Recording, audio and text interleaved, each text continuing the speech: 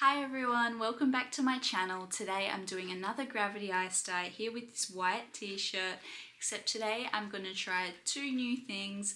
So I've been trying to get this green color to basically work for so long, but it keeps splitting and it's not the color I like. So I actually pre-mixed the color with some water and now I've frozen it into ice cubes. So today we're going to try one with pre-mixed dye into ice cubes, and also I'm going to sew the hem of this shirt together to see what different technique it gives. Up until now I've literally just been scrunching them together and shoving them in the cups, but today I'm going to see what happens when I sew it together and what kind of different result it gets. So let's get into it. So I've got my needle and my thread here, it's all ready to go. And now basically all I'm going to do is knit through the hem of this shirt and go up and down the entire way through until everything just kind of squashes together nicely.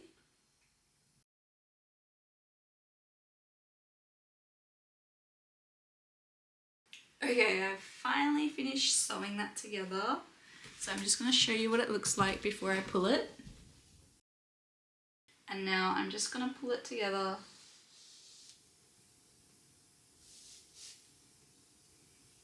And this is what it's starting to look like. So it looks like that is about as tight as it's going to get. So I'm just going to tie it in a knot now. This is our results here. It's pretty tightly knotted together. So I'm going to see if this makes a difference when we do our gravity ice dye. So let's put it in the cup and set up our rig outside now. I just have my cup here. As you can see, it's got a cross cut on the bottom, and this time I've just tied it around with some string and rubber bands because I ran out of tape. I've got my top here that's all been scrunched up, and I'm just going to put it in. Hopefully it fits. It's a bit fat this time.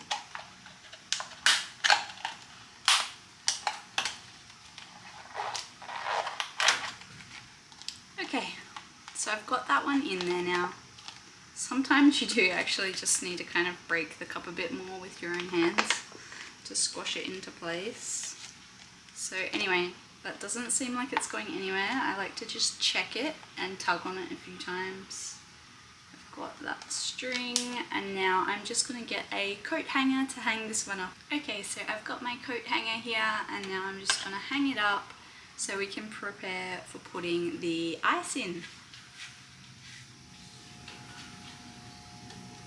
Okay, now this part is where it gets a bit messy, so I've just changed into some daggy clothes and put some gloves on because, my gosh, every time I put this ice, my hands just turn so colourful. So this time I've put my gloves on first. And as you can see, I just have this whole ice cube tray here that I've made up with the green colour. So hopefully they work out.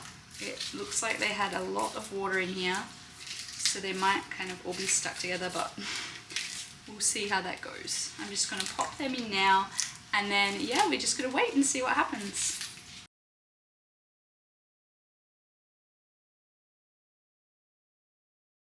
That is all of my ice cubes gone, and it looks like I had just enough to fit in the cup there, so that's good news. Now let's wait and see what happens.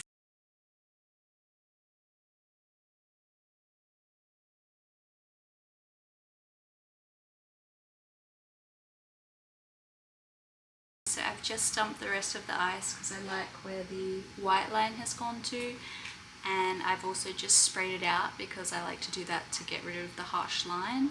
But I mean, it looks good both ways, it's just personal preference. So now we just have to wait 48 hours for this one to dry, and then I might actually put another colour in the bottom, just like a darker green or something. So yeah, we'll get back to this once it's dried again. So it's been 48 hours. I was originally going to do this after 24 hours, but the weather did not permit. So now I'm just going to put my ice back into the cup and chuck the second colour on. I really want this to be like a green and pink shirt, but knowing colour theory, I have a feeling it will turn brown if I put a pink over it. But you know what, I'm just going to give it a try anyway to see what happens. So let's load up the ice now.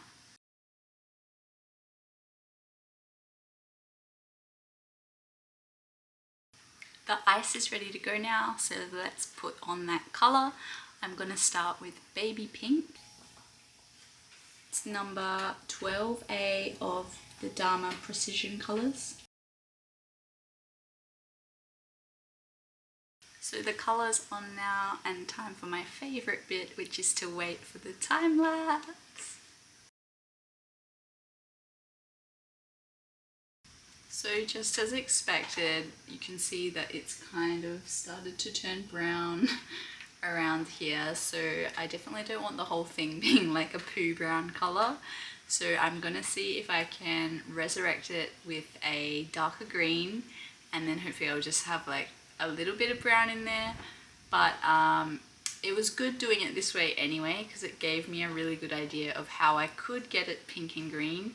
So I'll probably do that in the next video, so stay tuned with that one. Anyway, let's put some green on and see if that can resurrect this. I think if I go with avocado, it might work with this because it is quite like a brown looking green. So I've just got that one here, and let's put some on because it's already run out of colour anyway. I need to top it up. So I usually just top these up by eye when they look like they're starting to get kind of low. I don't really measure it out or anything, I just go with the flow.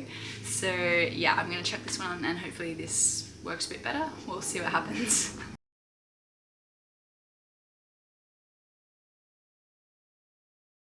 I've just unwrapped this from the cup, and this is what the shirt looks like when it is still unwashed but pretty much 100% dry. So I think the string at the bottom definitely helped to make it a pretty interesting pattern, and the mistake that was the pink turning to the poo brown colour, it actually made it look quite interesting. So I'm pretty happy with how that one has turned out. Let's have a look at the back now. So this is the back of the shirt, and again I'm just super happy with how that aura pattern came out, nice and flowy and different colours and variations. And I think it's safe to say that the green pre-made ice dye experiment is a success.